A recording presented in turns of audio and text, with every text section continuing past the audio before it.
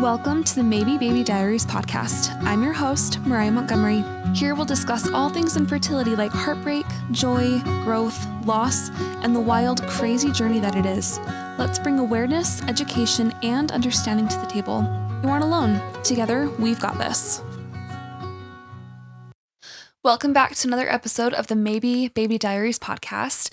I am your host, Mariah, and today, again, 2 weeks in a row, we have on my husband, Brent. Welcome, Brent. Hello, everybody. This is the second episode of our podcast, and today we're going to walk you guys through the entirety of our own personal infertility story. It's kind of a long one. We've been married since 2019, and this whole time we've been in the middle of infertility in one way or another. So Brent and I met in 2014. When we met, I had 2 little boys.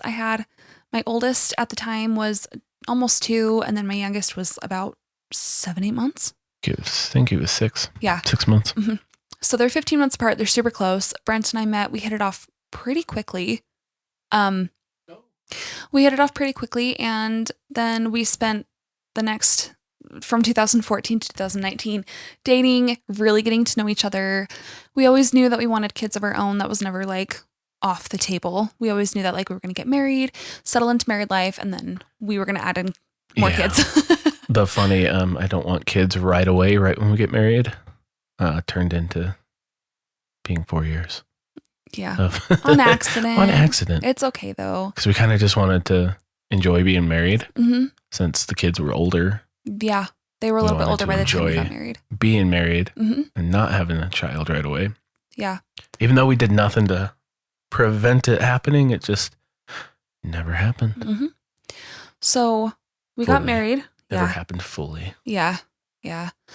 We got married. Our family life was great. I mean, we adjusted pretty quickly to going from me, single mom with 2 kids, Brent, single bachelor, to a family of 4.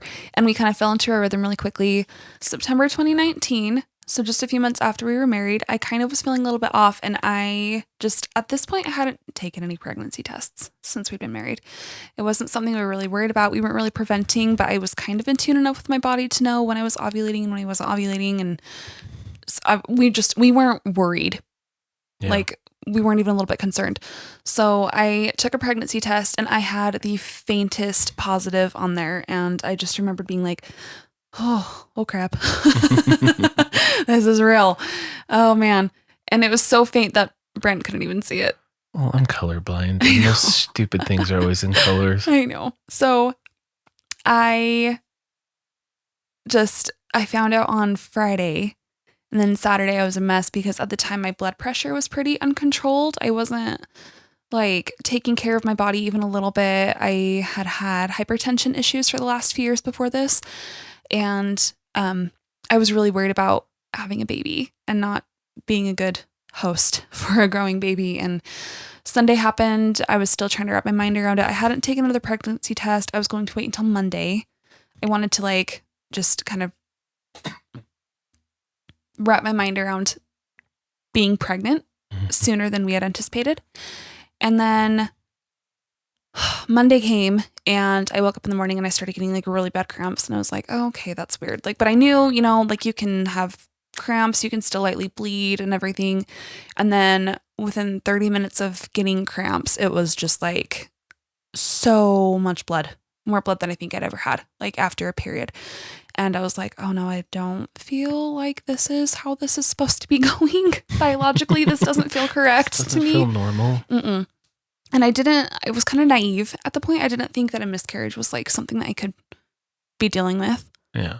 But cramps got way more intense. I was bleeding a lot more. I ended up having to go into work and I worked at a daycare.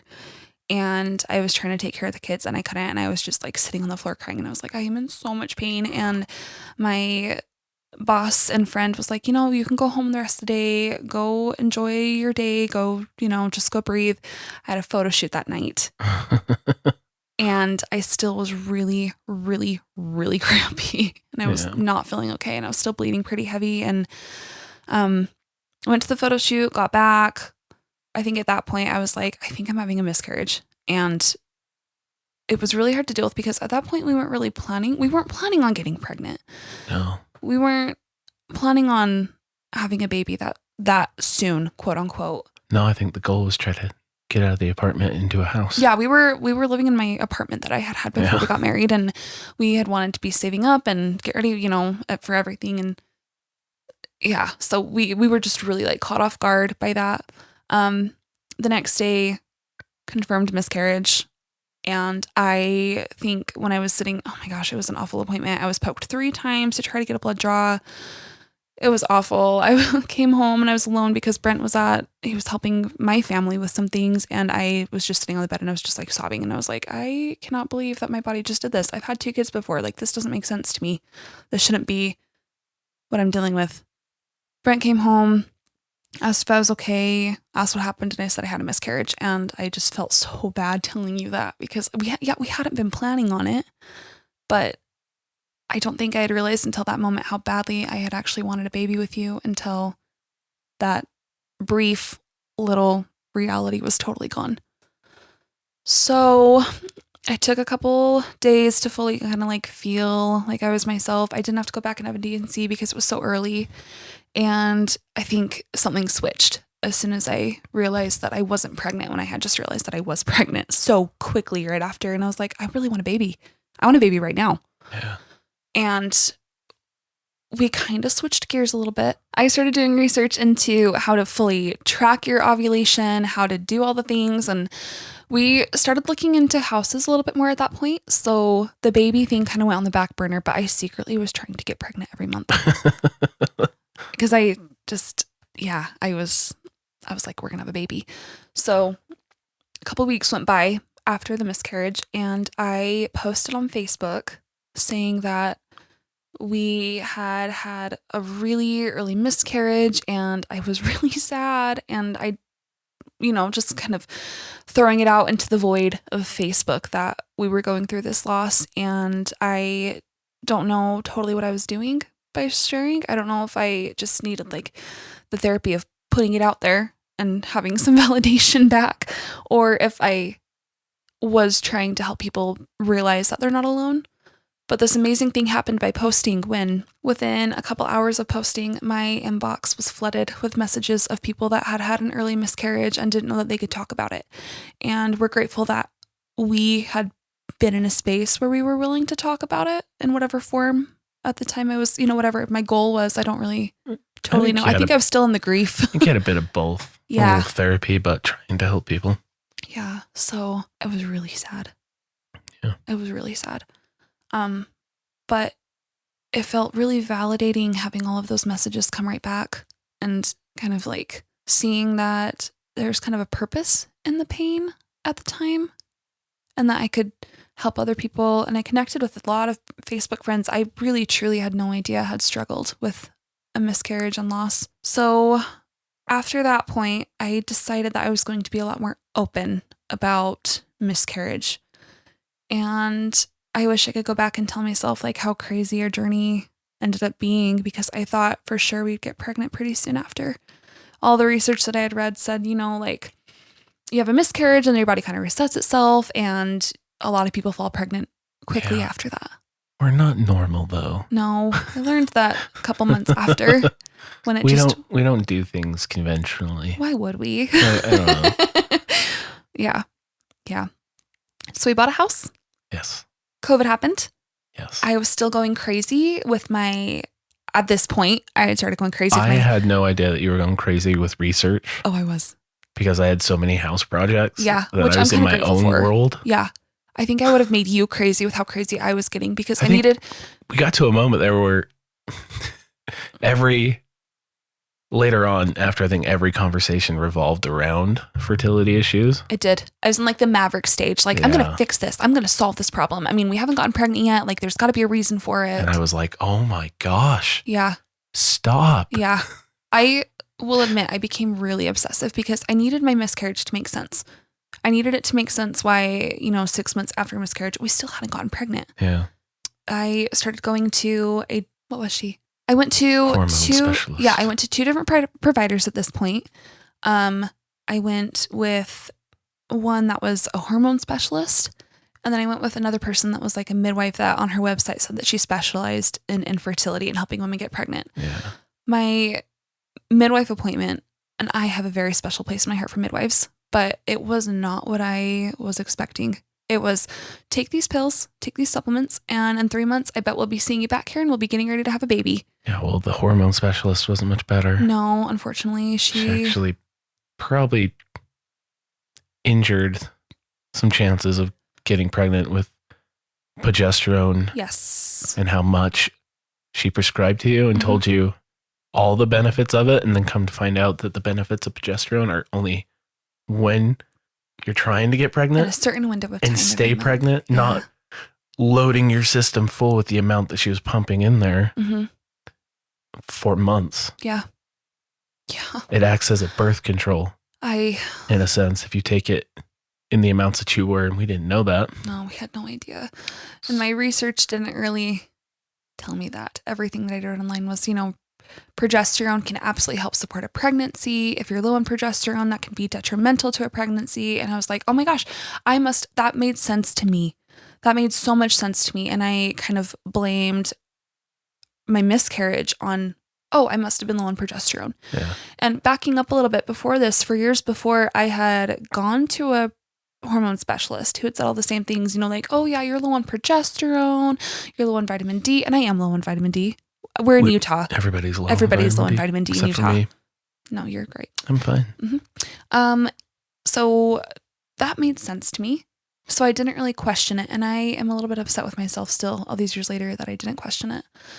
So we hit the 1 year mark in September of 2020. And we got a referral from our family doctor to go to a really good fertility center in our state of Utah. First, though, our family doctor is awesome. We do love our family doctor. We won't mention his name, but he's awesome. He's great. He's like, yeah, you're struggling. Let's make you not struggle. Yeah. Like, thank you. Out of all the doctors, he is probably one of the better ones. Anyway. Yeah. Moving on. No, we're all right. We had to wait a couple months to get in for our initial consultation. We had a bunch of blood work we had to get done beforehand. And at this time, I'm still balancing motherhood with 2 kids. Brent hasn't had any kids of his own at this point. It was such a wild thing to be in all of my research looking up, like secondary. When I first read Secondary Infertility, I was like, that's not a real thing. There's no way. Like, if you had a baby before, you can get pregnant again. And I was that teenager that got pregnant at 17, had my first at 18, had my next one 15 months later. I got pregnant so easily. To me, it did not make sense for us to not be able to have a baby. Well, to everybody else, it doesn't make sense either. No. That's why we get you're young. Which it will help. happen. Does not help even a little bit. We could do a whole episode on things not to say and things to say for people in primary and secondary infertility. Yeah. So we finally got into our doctor. She was phenomenal. It was during COVID, so we had to do it over Zoom, which, it's okay. A lot of you guys had to, if you have done fertility treatments, you understand the Zoom struggles with having an appointment, but she was phenomenal. Brent had a test done. His numbers were okay. His morphology was a little bit off, so we thought maybe that could be a culprit, but I feel like when you reach the 1 year mark and you actually get an infertility diagnosis, when I saw secondary unexplained infertility on my chart, it was like a huge gut punch. Like, oh my gosh, we have a reason, not a reason, but we have a tangible thing that we have a diagnosis. And now we're in this community, and what do we do with that? And just the struggles of trying to it's really hard to put into words how crazy of an experience it is when you're not expecting it. But I'm sure everybody that has an infertility diagnosis feels that way. So yeah, we're just grasping at straws like, oh, it could be this, it could be this, it could be this, it could be this. So when I saw low morphology, of course, my obsessive brain went to going online and looking, okay, this is how we can improve your morphology, and this is how we can do this. And if we improve your whole count, then we'll just have better chances. So during this whole time, we're still trying to get pregnant naturally. Yeah. We are doing it when we're supposed to be. We are. That's what it became about. about 1 year into our trying, it was, okay, we have this many days a month that we have to have sex. We have to. Yep. There was no spontaneity behind it. Oh. There was no like the good It was stuff that you all get. planned. Yeah. Which, I mean, at the beginning, it was kind of fun, right? Yeah. Like when we were like trying to get pregnant, it was like, oh, how cute. We could get pregnant like this month. I love 3 that. months of scheduling it like you're going to appointments. And I did schedule it because I was taking my strips and my prenatal and I was doing all the things. And I was like, okay, this is when we're supposed to be having sex. So let's get upstairs and go make a baby. It didn't work that way. Nope. And it continued to not work that way even after going to our doctor. So she recommended that we do all these tests. She put us on letrozole. I was on letrozole, which is the other name for Femara, for a really long time. And I remember the first time we went in for our monitoring appointment with letrozole, I was like, this is the month. I just know it. Like we put in the effort and we're spiritual people. And in our particular religion, there's a lot of, if you put in the effort, God, Heavenly Father, is going to like make up the rest. And I was like, I am putting in my effort. I'm doing it. Like I'm going to get blessed with a baby. Like I am taking my letrozole. This is going to be great. It didn't work that way. And I was crushed. And it was so frustrating because, I mean, on the chart, our nurse practitioner had written down, you responded beautifully to letrozole. And I was like, I responded beautifully, but not beautifully enough because my womb is barren right now. Yeah. It was just a roller coaster. I think we were doing everything that we could that way, but we were still not taking the supplements we needed. You were taking some supplements, but not all of them. I was taking like my prenatal. Yeah. And not even a good one. No. And that was it. And I was taking nothing. You weren't but my doing allergy anything. pills. That was about it. Mm-hmm. And you were still drinking Monster religiously, not really having your water. There is water in Monster. Okay, I was having water. It was just diluted with Monster. Very diluted. Yeah. Doesn't even count. But it was delicious. That's great, Brent. We're still trying. And I quit Monsters. Mm-hmm.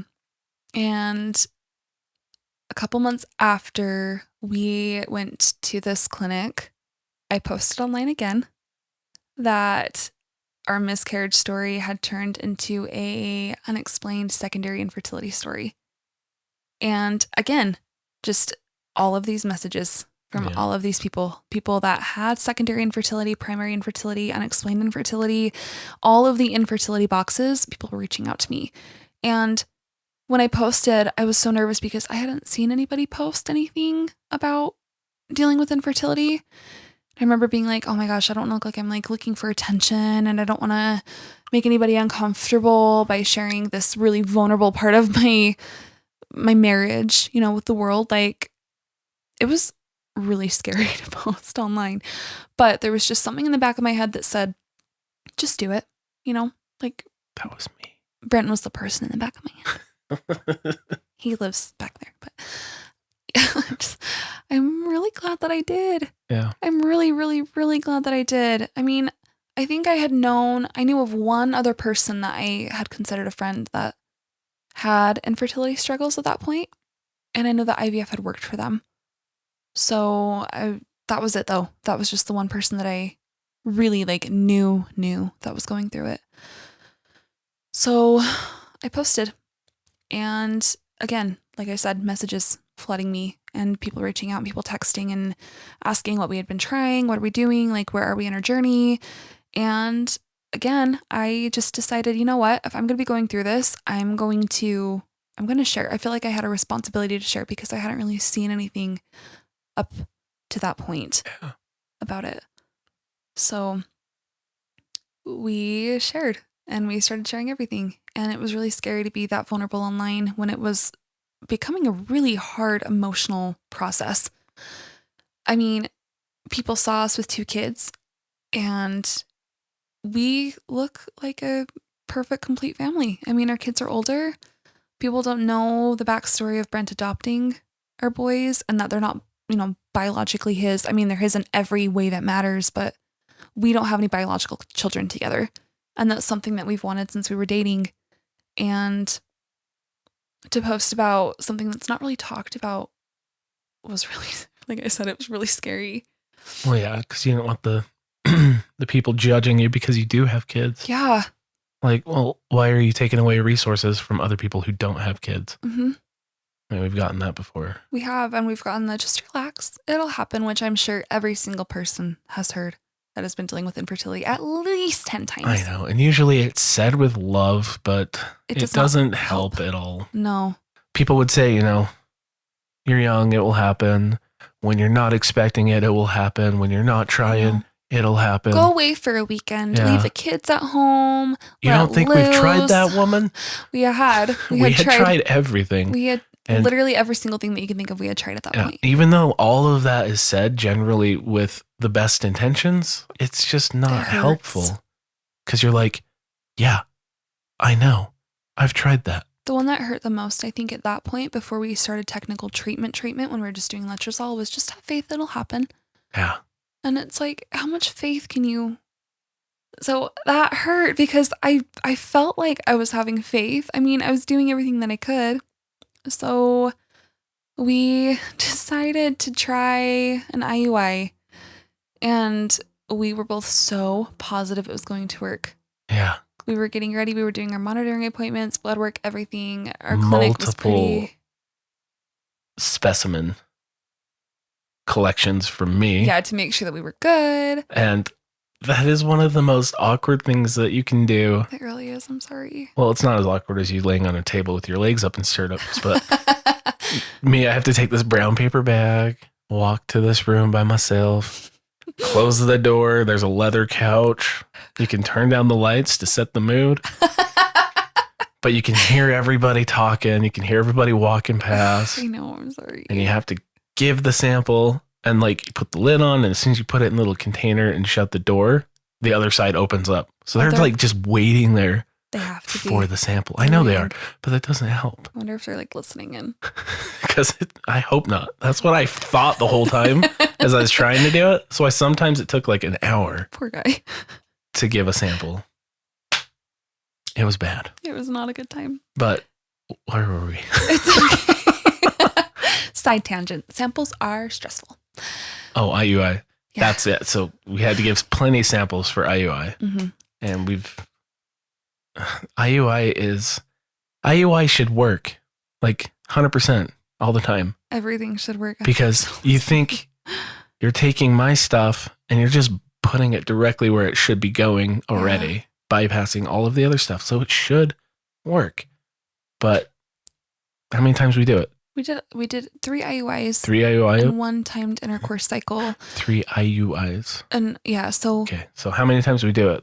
3? We did 3 IUIs. 3 IUIs? Mm-hmm. I thought we did 4. No, we did timed intercourse cycle. So we did everything except for the actual intrauterine insemination. So we just went home. We did the trigger shot. We just went at it like rabbits for 2 days. Yeah. But I mean, our first IUI, it didn't work. I was really sad, but I wasn't what I would consider devastated. Yeah. We took a month off by meaning I was still taking my letrozole, and our doctor was like, let's try again. Sometimes it doesn't work the first time. Oh, before this, I had an HSG, right? I had an HSG procedure, and that is a hysterosalpingogram. I'll put it down in the show notes for you guys. But it's basically iodine dye directed into your uterus through your cervix. You're underneath a machine that is performing an x-ray at the same time. And while they are injecting the dye into your body, they're taking pictures. And it's really uncomfortable. It was a really, really painful procedure. But we had to do that before we did the IUI. One of my tubes was partially blocked. They were able to open it. The whole purpose of it is to check the cavity, your uterine cavity, and make sure that it looks normal and to make sure that your tubes are open. Because if your tubes aren't open, you can try as much as you want to get pregnant naturally, but it's not going to happen. Yeah. So we were told that by the people that were doing the HSG that our chances of getting pregnant naturally, with our IUI were super increased. So that next month when we did our IUI, I was like, we're going to get pregnant, Brent. This is it. We're both super, super hopeful. Yeah. And the crazy thing about this, up to this point, Brent and I really hadn't talked. I had done a lot of talking at Brent with how I was feeling with everything. But we collectively, it was like this big elephant in the room that we were not talking about. Yeah. I don't think we were in a place individually and as a couple, which is so sad, to be able to talk about it together. I think it was just this huge issue. We had no idea what was going on. It was just, we'd go to our appointment clinic, our clinic appointments, and then we wouldn't really go home and talk about it. It was like, almost like we were living like two different lives. Like we had like our marriage outside of infertility, and then like we had our marriage like in our infertility struggles that we just would not talk about. And that was like hey, we gotta try to make a baby these couple days. So yeah, we scheduled everything. So everything was pretty much scheduled. It was and very if it wasn't clinical. scheduled, we didn't talk about it. Mm-hmm. It was really hard. Yeah. It was kind of crazy. So it was hard from your perspective. From mine, it had been a year and a half of hearing about infertility. So it was getting really hard for me Yeah. to just keep hearing that because my numbers weren't the greatest. So it could have been mostly my fault. Mm-hmm. My numbers fluctuated really They did. stupidly. They did. Anyway, another side tangent. So it was really hard to hear about infertility things and things we could be doing better, things we shouldn't be doing, things we should avoid, exercises we should do, how many times we should have sex, what positions to have sex. That was a big thing we found online too. And I was like, this only if we makes should sense. elevate your hips after we're done. Oh, we did that. Just nonstop infertility stuff 24/7. And it was getting really hard for me because I didn't know how to mentally handle it and comfort you, which is what you needed. So it got really hard. Yeah. And I mean, you were at a place where you weren't like emotionally available to talk about it because I feel like you felt like it was your fault and you couldn't fix it. Am I right? Am I wrong? Well, half my fault. Yeah. Yeah. I just. But the I couldn't fix it part was right. Mm-hmm. But it was not only that, but it was the stuff I was going through at work. Because I think I was in a 2-week training class when we first started the whole infertility journey. Yeah. And no, I was in class when we found out you had a miscarriage. Yeah. Because then I had to go back and it was bad. But then the whole other time I'd been trying to move on in my career. So I was focusing on that stuff and then coming home and hearing about fertility, going back to work and coming home. Yeah. But it was so hard for me to turn it off because everything was happening in my body and I was so acutely aware of, okay, Yeah. I feel like I'm ovulating. Okay, I'm feeling this symptom. I'm feeling this symptom. And it's like, as much as I tried, I could not shut it off. Yeah. I mean, I did try. I tried so hard, but I mean, with infertility, because it's like a month long, you're going through like a 28, 25, 32 day cycle. Yeah. Every day counts and every day matters. So for me personally, with my body having all the focus on it, with taking the letrozole and feeling like crap those couple days and the week after I'm feeling so tired and then ovulating and being so aware that I was ovulating. And then that stupid 2-week wait after while you're waiting just to find out if it worked. And then your period, it was absolutely non-stop for me. Yeah. So our IUI didn't work. Our first one didn't work. And I was sad, but I was like, it was a fluke. Yeah. It's going to work the next time. So like I said, we took that month off. We tried again. And I was so frustrated because we had 2, she said, beautiful sized follicles that were ready to go. She said, you're right on the cusp. I mean, if you had one more, we'd cancel your cycle. But I mean, everything else looks great. Your lining is perfect. I mean, you're ready to go. Let's do this. We took progesterone that cycle as well because we were thinking maybe I had a little bit of a progesterone issue in my 2-week wait phase. And in my luteal phase, I should say. So it didn't work again. And I had decided to take a test at home and there was nothing. And I just kept waiting and waiting and waiting. And I took another one and I was like, okay, if I just take one more test, I just know it's going to be, it'll be pregnant. Like these ones just didn't work. I was like trying to convince myself, like if I just wait a little bit longer, it's going to show up, it's going to be pregnant because I have to be pregnant. Well, I was trying to convince you too, because we bought the tests and the ovulation tracker off Amazon. So it was like, maybe we just bought a cheap brand. Let's go buy the expensive ones. So we did. And those were still negative. Yeah. So I took another one and it was still negative. And then I just had this like instant, like, I am infertile. I cannot get pregnant. My body is broken. this isn't going to work. I'm not going to be able to give Brent a child. And I just went and sat on our couch and I just sobbed. And you came in and you put your arms around me and I was like, I'm not pregnant. Again, I don't understand. Sorry, guys, I get a little bit emotional. It's been a lot. Whew. I think that was one of the hardest times in my life when, I mean, as a woman, I should have been able to get pregnant. And it didn't work again. And there was something in me that just said, IUIs are not what you need to do. You got to move on from that. But that was like a rock and a hard place because we could not afford IVF. Because IUIs were already $700? About $800 with the trigger shot that we had to do, the HCG trigger shot. I would say it's about almost $1,000 with my test. Yes. So every month we were in about $1,000, and we don't have infertility coverage. No one does. Yeah. So our particular insurance in the state that we're in doesn't. No. Or we're in Utah, and Utah doesn't mandate infertility coverage like some other states do. And our insurance is great for everything else except for infertility coverage. Yeah. So we were out of pocket, $1,000 every month, and we're a family of 4. I mean, we have both of our incomes, but his is a lot more than mine. So it was really stressful, feeling like we were just throwing away $1,000 every month when, other people could get pregnant for free. Yeah. And we had gotten pregnant for free, so why wasn't it working? So we did one more time. It didn't work, and our doctor was so sweet, and she came in and she brought us in the huge infertility packet, and it just hit me like, okay, I had already kind of felt like it was what we were supposed to do, but that was it. That was it. That was... Yeah. There was nothing else that she could do.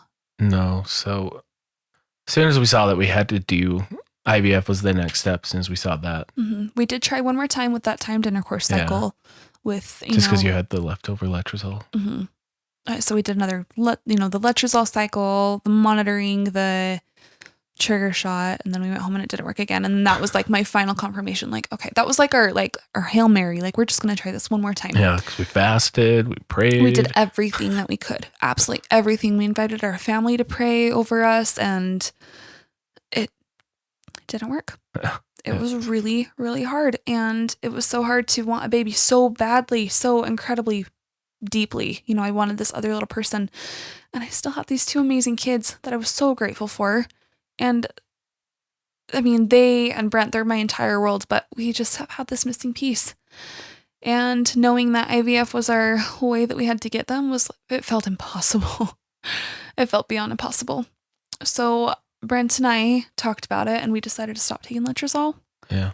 We stopped trying, and we took a couple months off. I needed it for my mental health, and I know that Brent did too. Like, I was not in a good place. I knew what I was missing out on by already having kids. Well, by this time it had been almost, 3.5 years? Like 3 years. Yeah. 3 years of every single month being about that. Mm-hmm. Tests and blood works. I could be pregnant. Yeah, and then the scared 2-week scare that you could be. Yeah. But scared that you probably aren't, and you don't want to find out. Yeah. So we had month after month after month of that. And then paying $1,000 for 3 failed tests, or 3 failed IUIs.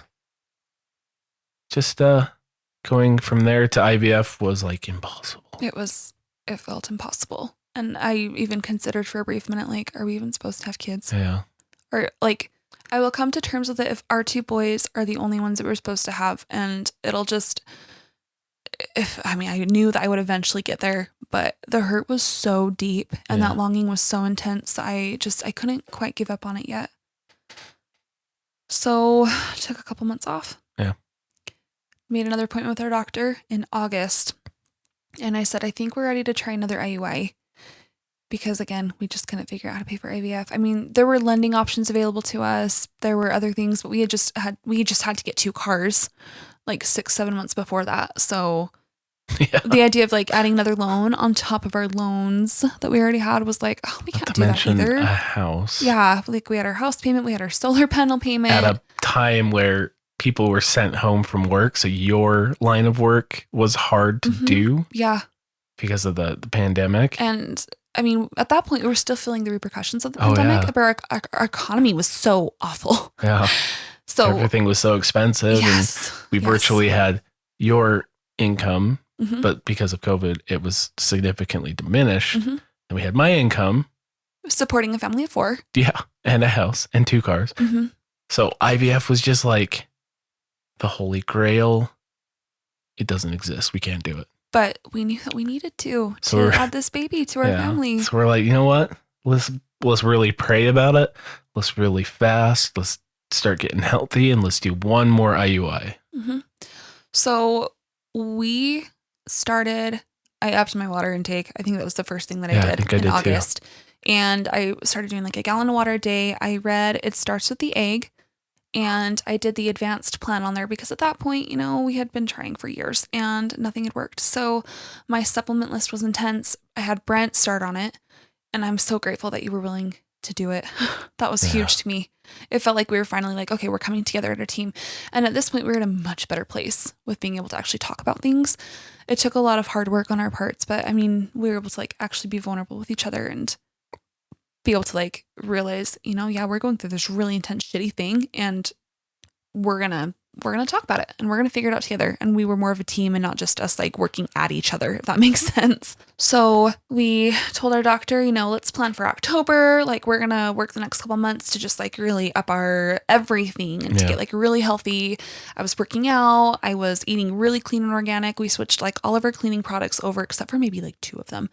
And I switched my skincare to natural products, and we like got rid of our plastics, and we were in it to win it. Quit Monsters. Yeah, we were doing everything that we could. I started going to the gym. Mm-hmm. I was going to foot zoning. We were hitting it. And foot zoning is like a natural practice modality that... Reflexology. Yeah, thank you. It's reflexology, but like a refined version of reflexology. Yeah. So we were doing everything that we could. Absolutely everything that we could to get ready for this IUI in October. September...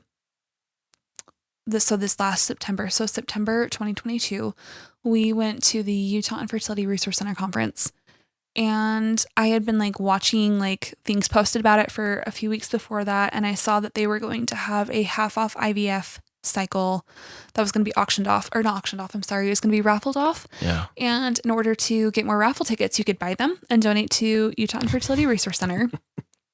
Or you could buy socks for their Lucky Sock program. Yeah. So you must have bought 1 billion pairs of socks. So the Lucky Sock program is kind of like an infertility community thing. Yeah. I mean, when you have your appointments and your ultrasounds and all of your procedures, you're pretty naked. Mm-hmm. Let's be honest. You're like really exposed, really covered. The socks are supposed to bring you luck, comfort, help you feel a little bit less exposed by covering up, half of your leg. It's magic though. They're magic. I love them.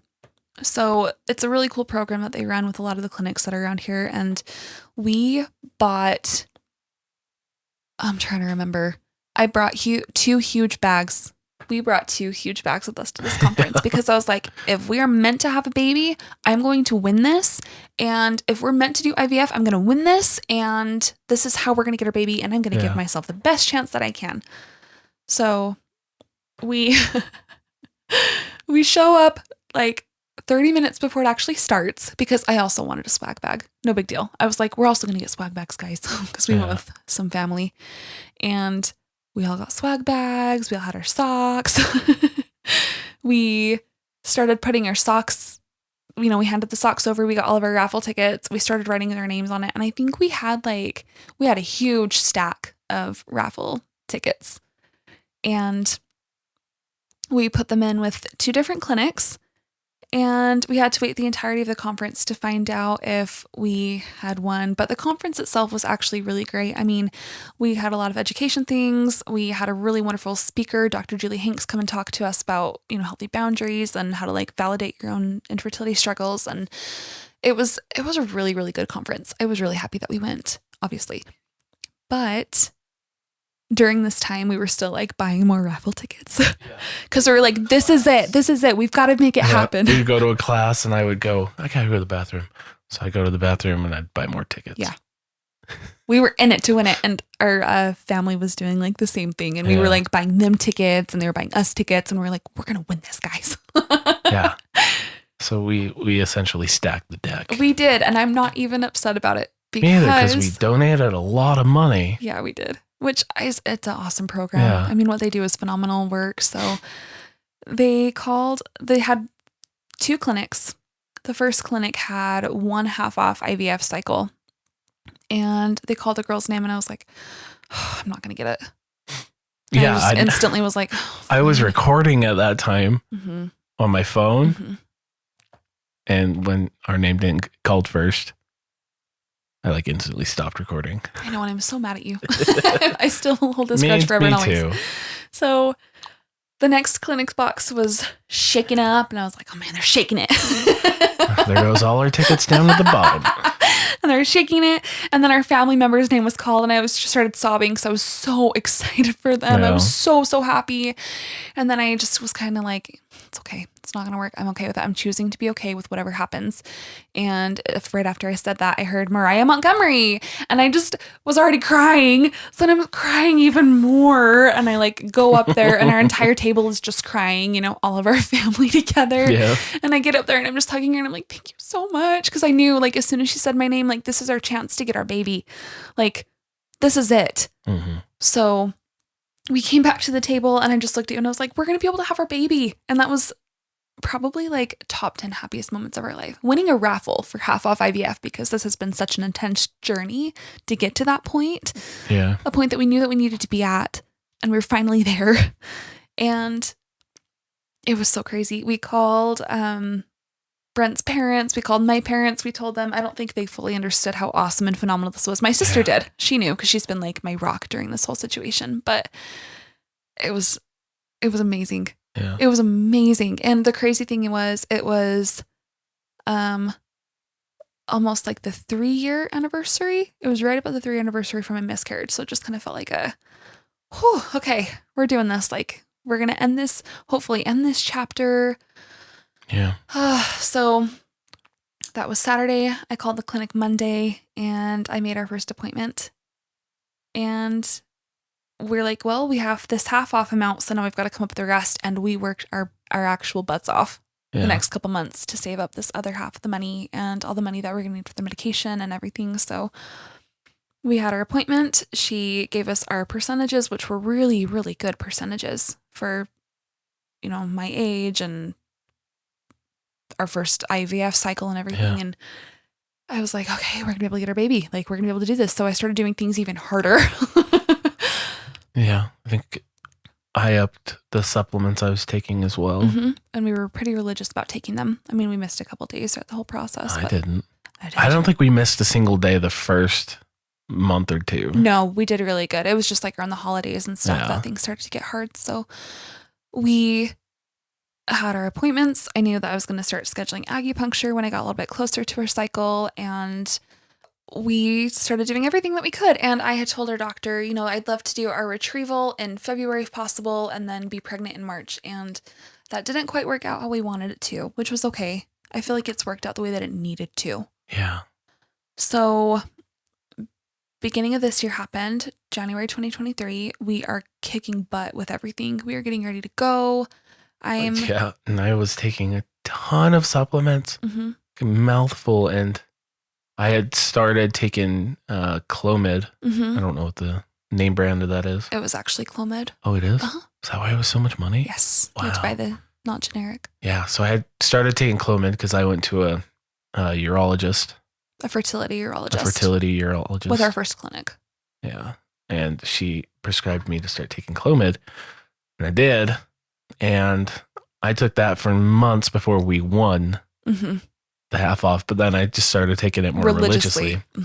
And then I had to give a semen analysis, and the numbers were they were great. Yeah, which was okay, cool. We're doing everything we need to do. Even the doctor was like, what did you do different? I was like, do you want my list of stuff? Because I'll tell you, I quit everything bad.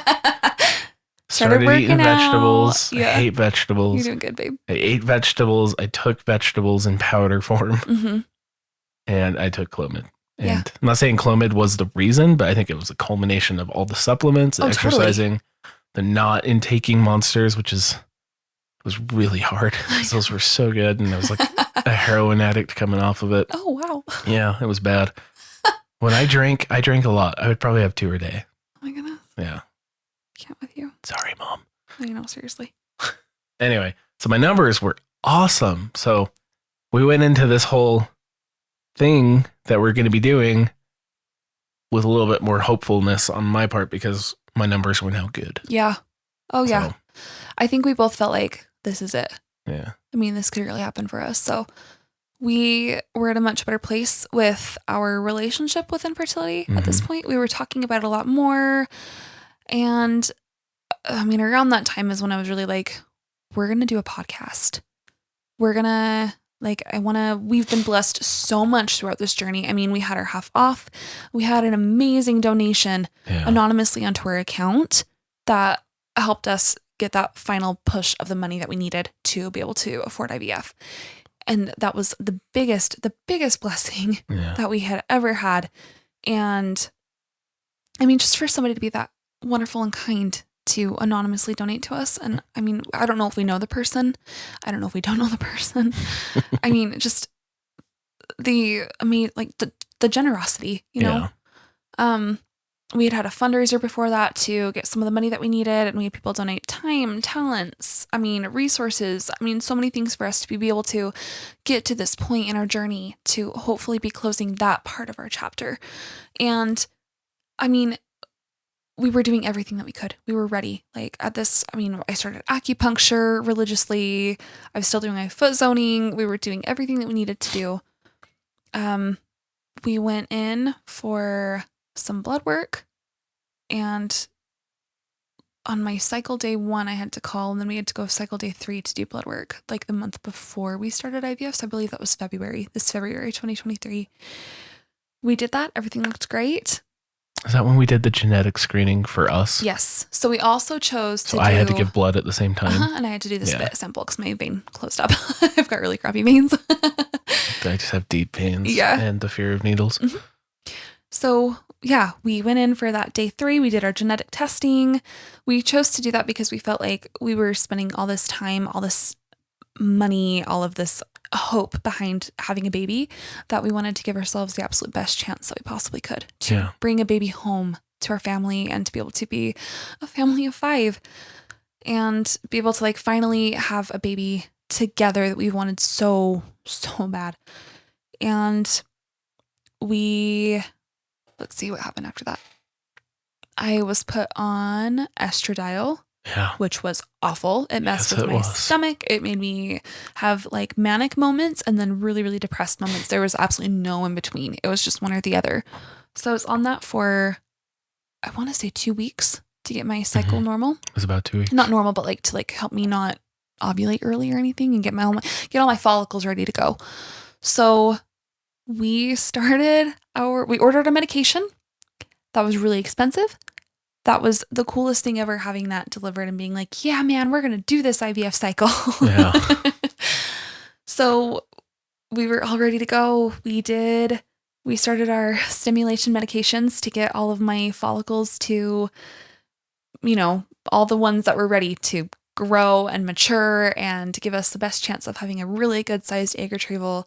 We did that for a couple weeks, and that whole process was really intense. I was feeling so much gratitude that we were at this point, but also really flippin' depressed about it. Are you talking about the shots? Yeah. So you started out really hopeful. I started out so hopeful. This day 1 shots, that was not bad at all. I was like, this is great. I think I can handle this. And then by day 4. You'll see if you go to our YouTube channel. You'll see the videos of all the shots and all the days. You'll see her physically go from day 1. That was nothing. I could do this. Yeah. To day 7, I think you were like, come on. I can do it. I don't want to do it. I was yeah. I was not okay. And there's nothing I can do. No, there's absolutely nothing you could have done. It was just the actual IVF process, which is what we were in at that point, was really hard. Yeah. It was so hard. And I was just trying to keep that attitude of gratitude. This is amazing that we get to do this, and also still validating where I was. So I was going to therapy. That was helping a ton. And I was going to therapy that was like specifically for infertility. We were doing our acupuncture treatments like twice a week. I was still doing my foot zoning, all the things. I mean, everything that we could. And our progress was kind of slow in the beginning. Yeah. And then all of a sudden it was like, bam. At the end, it was like... It was intense. Kicked into fifth gear. Yeah, seriously. It was so intense and it happened so fast. And... Well, yeah, because one day you were like, I don't want to do shots. I'm just tired. That's all I feel. And then the next day you were like, I feel so bloated and full. Yeah, my pants didn't fit. We have a whole podcast episode recorded walking through the entire IVF process that we'll be posting in like a week or two. So you guys can go on. We don't know when the episode will be coming out, but it will be. The whole entire process. After we would do the shots, we would sit down and talk about it. Mm-hmm. We really wanted to just like show what it was like. So, I mean, we're going through this IVF process, and I chose to post on Instagram and be really open and vulnerable to help, show the education side of it and what it was really like to go through it with secondary infertility and just infertility in general and what it was like to go through IVF. So yeah, that was a lot to keep up with that. And also like trying to keep up with my mental health of this is really freaking hard. Yeah. So we had our egg retrieval. Brent, how many eggs did we get? 31. We got 31 eggs. It was amazing. It was a lot. Yeah. Which we were thinking we were going to get like 10, 15 maybe. We were hoping for 20. 20 was like my goal number that I really wanted to reach. That was yours, but realistically, because of just how I am, I was thinking maybe 15 tops, probably 10, probably more like 5. 31. Yeah, we ended up getting 31 eggs. So we went from 31 to 22 mature to 17 that fertilized to 17 that made it to day 3 to 12 embryos that are now currently at this current moment getting tested. They're frozen, they're biopsied, we're waiting on the test results. And I mean, now we're just waiting for a follow-up with our doctor to talk about our frozen embryo transfer for hopefully the best embryo that is there, boy or girl. We're not picky at this point. We just want a healthy baby in arms. So that is our journey up to this point. We know we're not done yet. We're not done. We're not out of the woods. We still have some things that we need to do, but I said this before in the other podcast episode that I was talking about, but I feel like I can breathe. Yeah. I mean, I really, truly feel like I can breathe again. I mean, knowing that there's a good chance that we are forever done with that whole part of our journey is like the most amazing thing. It's the biggest relief. I feel like we're closer to our baby, obviously, than we've ever been. And I mean, there is the fear of, having another miscarriage and having it not work. But I mean, we're going to do absolutely everything that we can on our ends to prevent that and hopefully bring home a baby. So that's our story.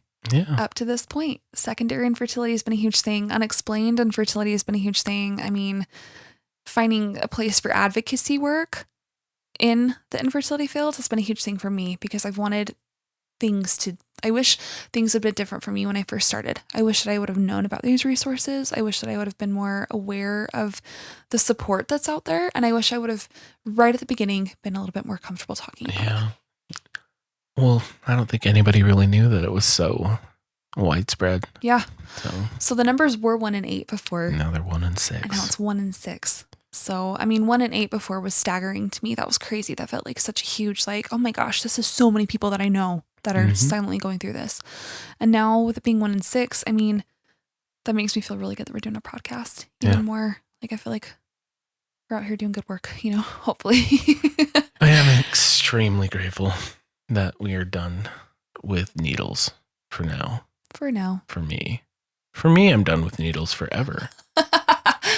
Hopefully. But I'm glad I don't have to watch you give yourself an injection. Me too. Because I gave you one, and that was enough, and I'll never do that again unless I have to, and I will with the progesterone into your butt. Yes.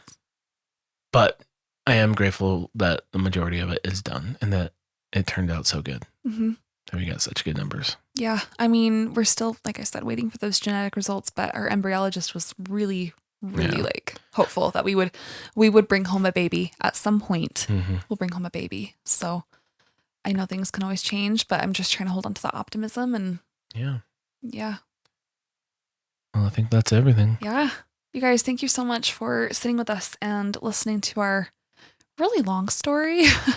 Yeah, we tried to condense it really fast. We did. I mean, we recorded this before and it was like, and we did this, and we did this, and I was like, and we no, did this. That's too much edit. So hopefully this has flowed okay. Yeah. Hopefully it makes sense. I mean, the whole thing with our podcast is just, you're not alone. There's people out there, I promise, who understand the struggle. And I'm hoping that we can convey that with this podcast. And I mean, if you ever need to reach out, we've got our podcast Instagram that you guys can reach out to. I'm happy to chat and I'm happy to have more people on and spread the good word that you're not alone and that we can flip and handle anything. Yeah. We'll have our YouTube channel with videos of our appointments and other things. And podcast episodes will be up there. We've got our podcast website that's going to be going up probably about the time that this launches. So, and we'll probably have some merchandise to sell. Yeah, it's getting exciting. And the cool thing about all of our merchandise is because we have been given so much through this whole process and because we've been so supported, we will be donating a good portion to either clinics in the area anonymously or to That's Utah. what I would like to do. Yeah. Utah Infertility Resource Center to use it to be able to help them or to be able to find families out there who need the help. I would rather, for me, just contact a clinic and be like, who's having trouble? You don't have to give names or anything. Here's some money. Yeah. That would be awesome. We've got big dreams and big goals with this podcast. Yeah. And I feel like maybe this was part of the purpose. Yeah, if we ever make it big, then we'll just pay off people's IVF altogether. That's like the ultimate dream goal. Like, we're both feeling really good about where this is going. So, again, thank you so much. So much for being here with us. We really appreciate this and we're really excited to be on this whole crazy journey with you guys here watching all of it go down and being a part of this. And we're just grateful to be here. Thank you guys. We'll see you in the next episode. Bye.